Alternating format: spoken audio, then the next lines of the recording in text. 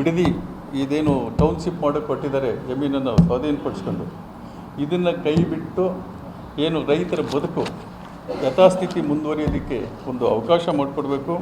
ಜೊತೆಗೆ ಈ CA ಸೈಟ್ಗಳು ಏನು ಅಡಮಾನ ಮಾಡೋಕ್ಕೆ ಕೊಟ್ಟಿದ್ದಾರಲ್ಲ, ಈ ಒಂದು ಪ್ರಕ್ರಿಯೆಯನ್ನು ಕೂಡ ಕೈ ಬಿಡಬೇಕು ಅಂತಕ್ಕಂಥ ಒಂದು ಹೋರಾಟವನ್ನು ನಾವು ಹಮ್ಮಿಕೊಂಡು, ಸರ್ಕಾರವನ್ನು ಒತ್ತಾಯಿಸಿ ಒಂದು ಹೋರಾಟವನ್ನು ಹಮ್ಮಿಕೊಂಡು ದಿನಾಂಕ 21/6/2026 ನಾವು ಏನು ಆರೋಹಳ್ಳಿ ಇದು ಹಂಚಿಪುರದಿಂದ ಹೊಸೂರುವರೆಗೆ ಇವತ್ತು ಪಾದಯಾತ್ರೆಯನ್ನು ಹಮ್ಮಿಕೊಂಡಿದ್ದೀವಿ ನಮ್ಮ ಪಕ್ಷದ ವತಿಯಿಂದ.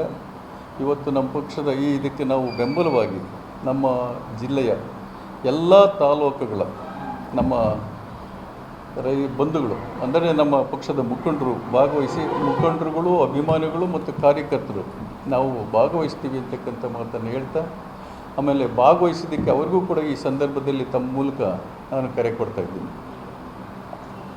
ಏನು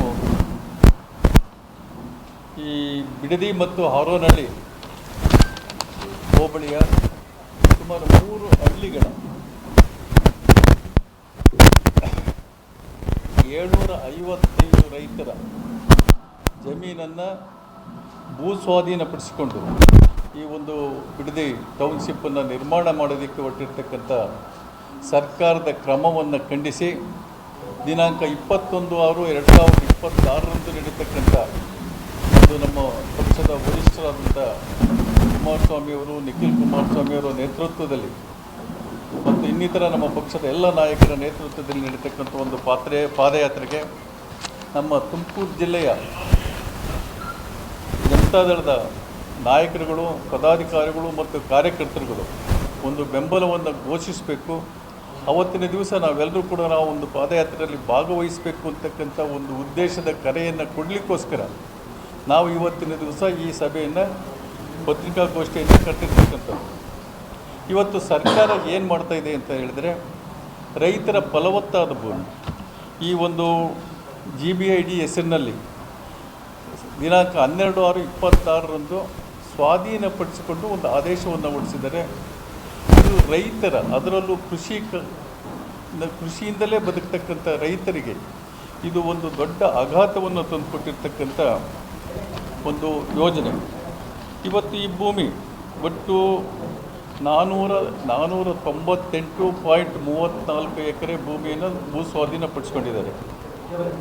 ಈ ಭೂ ಸ್ವಾಧೀನಪಡಿಸ್ಕೊಂಡಿರ್ತಕ್ಕಂಥ ಜಮೀನಿನಲ್ಲಿ 755 ಜನ ತೀರಾ ಬಡವರು, ಕೇವಲ 1 ಎಕರೆ ಮತ್ತು 2 ಎಕರೆ ಜಮೀನಿದೆ ಹೊಂದಿರ್ತಾರೆ. ಅತಿ ಹೆಚ್ಚಾಗಿ ಬಡವರು, ದಲಿತರು ಮತ್ತು ಹಿಂದುಳಿದ ವರ್ಗಕ್ಕೆ ಸೇರಿದಂಥವರಾಗಿರ್ತಾರೆ. ಅವರ ಜಮೀನನ್ನು ಕಡಿಮೆ ಬೆಲೆಗೆ ಭೂ ಸ್ವಾಧೀನಪಡಿಸಿಕೊಂಡು ಹೆಚ್ಚಿನ ಬೆಲೆಗೆ ಅದನ್ನು ಒಂದು ಏನು ರಿಯಲ್ ಎಸ್ಟೇಟ್ ದಂಧೆಯನ್ನು ಮಾಡ್ತಾಯಿದ್ದಾರೆ. ಈ ದಂಧೆಯನ್ನು ಮಾಡಲಿಕ್ಕೆ ಕೊಟ್ಟಿರ್ತಕ್ಕಂಥ ಸರ್ಕಾರದ ಕ್ರಮ ಖಂಡನೀಯ ಅಂತಕ್ಕಂಥದ್ದನ್ನು ಹೇಳೋದಕ್ಕೆ ಇಷ್ಟಪಡ್ತೀವಿ. ಜೊತೆಗೆ 755 ಜನ ರೈತರಲ್ಲಿ 600 ಜನ ತೀರಾ ಕಡು ಬಡವರು, 1 ಎಕರೆ 1/2 ಎಕರೆ ಇರ್ತಕ್ಕಂಥವ್ರು. ಇವರೆಲ್ಲರೂ ಕೂಡ ಬದುಕ್ತಕ್ಕಂಥದ್ದು ಆ ಜಮೀನಲ್ಲಿ ಒಂದು ಹೈನುಗಾರಿಕೆ, ರೇಷ್ಮೆ ಕೃಷಿ ಮತ್ತು ತೋಟಗಾರಿಕೆ. ಇದರಲ್ಲಿ 50% ಭಾಗದ ರೈತರು ರೇಷ್ಮೆ ಉದ್ಯಮದಿಂದ ಜೀವನ ಮಾಡ್ತಕ್ಕಂಥ ಬಡ ರೈತರು. ಜೊತೆಗೆ ಇವತ್ತು ಅಲ್ಲಿ ಹೈನುಗಾರಿಕೆ ನಡೀತಾ ಇದೆ. ಒಂದು ತಿಂಗಳಿಗೆ ಕನಿಷ್ಠ ಅಂದರೆ 6 ಲಕ್ಷ ಹಾಲು ಉತ್ಪಾದನೆ ಆಗ್ತಾಯಿದೆ. ಇದು ಈ ಜಮೀನನ್ನು ಭೂ ಸ್ವಾಧೀನಕ್ಕೆ ಒಳಪಟ್ಟರೆ ಅವರೆಲ್ಲರ ಬದುಕು 600 ಲೀಟ್ರು ಏನು ಹಾಲು ಉತ್ಪಾದನೆ ಮಾಡ್ತಾಯಿದ್ದಾರೆ, ಅವರ ಬದುಕು ಬೀದಿಗೆ ಬರ್ತದೆ. ಹಾಲು ಮಾರುಕಟ್ಟೆಗೂ ಕೂಡ ಇದರಿಂದ ಧಕ್ಕೆ ಆಗ್ತದೆ.